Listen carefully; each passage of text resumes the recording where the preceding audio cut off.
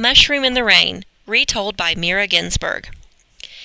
One day an ant was caught in the rain. Where can I hide? He wondered. He saw a tiny mushroom peeking out of the ground in a clearing, and he hid under it. He sat there waiting for the rain to stop, but the rain came harder and harder.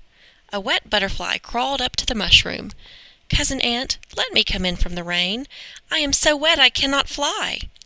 "How can I let you in?" said the ant. "There is barely room enough for one." "It does not matter," said the butterfly. "Better crowded than wet." The ant moved over and made room for the butterfly. The rain came down harder and harder. A mouse ran up. "Let me in under the mushroom. I am drenched to the bone."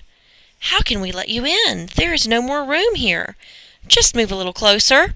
They huddled closer and let the mouse in. And the rain came down and would not stop.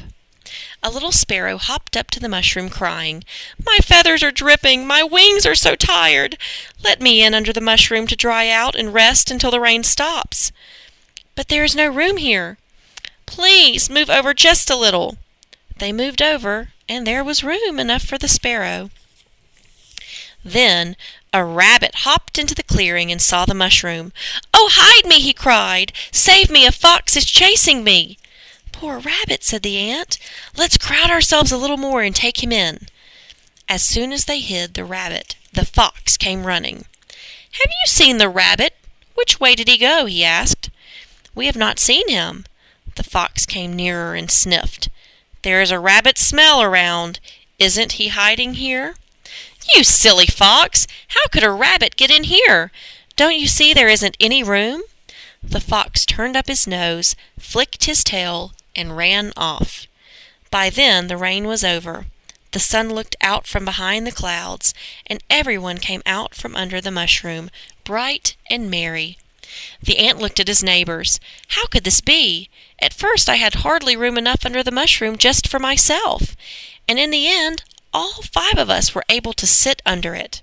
"Quah-ha-ha! Quah-ha-ha!" somebody laughed loudly behind them.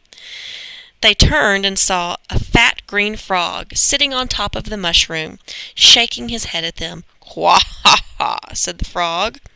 "Don't you know what happens to a mushroom in the rain?" And he hopped away, still laughing.